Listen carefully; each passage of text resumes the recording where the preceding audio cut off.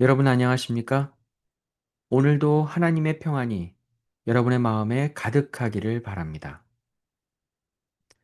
이 시간에는 월요일 교과 하늘의 전쟁이란 주제로 함께 묵상하겠습니다. 먼저 기도하고 시작하겠습니다. 사랑과 은혜가 풍성하신 아버지 하나님, 오늘도 생명의 호흡을 주시고 주의 뜻을 따라 살아가도록 인도하심에 감사드립니다. 세상을 바라보는 우리의 시선을 변화시켜 주시고 우리 삶 속에서 일어나는 선과 악의 싸움을 분별하게 하여 주시옵소서. 말씀을 통해 하나님의 뜻을 깨닫고 순종함으로 마지막 날까지 주님 편에 서서 승리하는 자가 되게 하여 주시옵소서. 주실 말씀을 깊이 묵상할 때 깨달음과 삶의 변화를 주시옵소서. 예수 그리스도의 이름으로 기도합니다. 아멘. 가나안 정복 전쟁은 단순히 한 민족이 땅을 차지하는 싸움이 아니었습니다. 이 전쟁은 하늘의 시각에서 볼 때 더 큰 의미의 전쟁임을 알 수 있었습니다. 여호수아도 여호와의 군대 대장의 등장을 계기로 이 큰 전쟁의 의미를 어느 정도 이해한 것으로 보입니다. 하나님께서 직접 개입하신 그 전쟁, 인류의 역사 가운데 펼쳐진 이 선악간의 대쟁투에 대한 이야기를 오늘 함께 나누어 보려고 합니다. 요한계시록 12장 7절로 9절에는 이 대쟁투의 시작을 설명해 줍니다. 하늘의 전쟁이 있으니 미가엘과 그의 사자들이 용과 더불어 싸울세. 용과 그의 사자들도 싸우나 이기지 못하여 다시 하늘에서 그들이 있을 곳을 얻지 못한지라. 큰 용이 내쫓기니 옛뱀 곧 마귀라고도 하고 사탄이라고도 하며 온 천하를 꿰는 자라. 그가 땅으로 내쫓기니 그의 사자들도 그와 함께 내쫓기니라. 하늘에 전쟁이 있었습니다.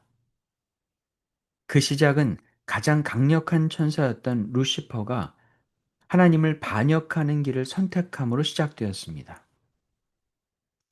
그 하늘의 전쟁 이후에 용, 옛뱀, 마귀, 사탄, 온 천하를 꿰는 자로 묘사된 이 루시퍼는 그를 따르던 천사들과 함께 땅에 내쫓기게 되었습니다. 이후 그 전쟁은 인간의 세상으로 옮겨져 지금까지도 계속되고 있습니다. 이 땅에서 펼쳐지는 선악간의 대쟁투는 성경 전반에 나타나며 모든 영적 갈등의 배경이 됩니다. 이사야서와 에스겔서에서 언급된 전쟁에서도 단순히 이 땅에 있었던 바벨론 왕과 두로 왕에 대해서 묘사하는 것이 아니라 영적 세력과 그들의 활동에 대해 이중적 의미로 설명하고 있습니다. 예를 들면 바벨론 왕에 대해 이사야가 노래할 때에 이사야서 14장 13절로 14절에서 루시퍼의 교만한 마음을 표현하고 있습니다. 내가 내 마음에 이르기를 내가 하늘에 올라 하나님의 뭇별 위에 내 자리를 높이리라. 내가 북극 지폐의 산 위에 앉으리라. 가장 높은 구름에 올라가 지극히 높은 이와 같아지리라 하는도다. 이 땅에 있던 바벨론 왕이 하늘에 올라가거나 높은 구름에 올라갈 수 없었습니다. 그러나 이사야는 이 표현을 통해 사단을 묘사했던 것입니다. 또한 두로 왕에 대해 에스겔이 슬픈 노래를 지어 부를 때에 에스겔서 28장 13절로 14절에서는 이렇게 표현합니다. 내가 옛적에 하나님의 동산 에덴에 있어서 너는 기름 부음을 받고 지키는 구름이며 이 땅에 있던 두로 왕이 에덴 동산에 있지 않았고 구름 천사가 아니었음을 우리는 분명히 알 수 있습니다. 결국 이사야서와 에스겔서에 나와 있는 바벨론 왕과 두로 왕에 대해 부른 노래의 이런 표현들은 이 땅에 있던 왕들에 대한 문자적 표현이 아니라 비유적 표현입니다. 이 모든 묘사들은 선악간의 대쟁투에서 하나님을 대적하는 자에 대한 표현이었습니다. 우리는 이런 비유적 표현을 통해 하늘의 전쟁 때부터 하나님을 대적했던 영적인 존재가 이 땅에서 하나님과 하나님의 백성을 대적하는 세력들의 뒤에 여전히 있었다는 것을 깨닫게 됩니다. 우리가 만약 이 죄악된 세상에서 벌어지는 하나님과 사단 사이, 선과 악의 대쟁투에 대해 이해하고 대쟁투적 시점으로 우리의 삶을 돌아볼 수 있다면 우리는 하나님의 편에 서기 위해 하나님의 뜻을 더 깊이 알려고 할 것입니다. 또한 어떤 일을 결정하고 선택하는 일에서도 우리의 개인적인 사정이나 현실적인 상황을 생각하기보다는 우리의 선택과 결정이 하나님의 뜻에 순종하는 길인지 생각하게 될 것입니다. 하나님을 믿기로 시작했고 예수 그리스도께서 열어놓으신 구원의 길을 가는 우리들은 하나님께 순종하는 길을 선택해야 할 것입니다. 하나님께 순종하는 길이 이 선악간의 싸움에서 승리하는 길이기 때문입니다.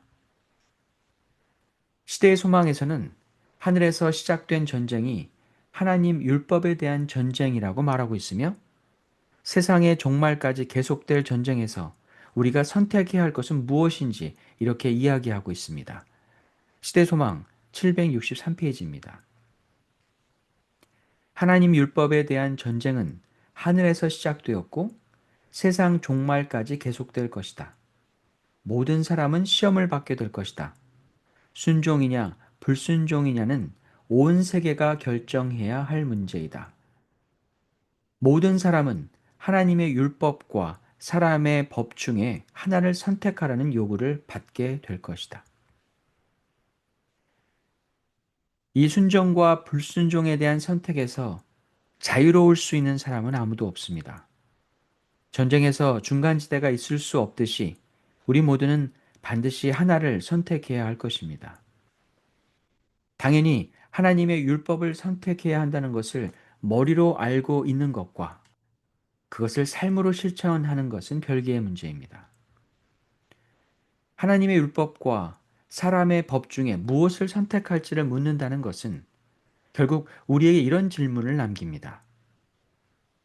나의 상황과 형편, 나의 생각과 감정을 만족시키지 않더라도 나는 하나님의 영광을 위해 하나님의 말씀을 순종할 수 있는가?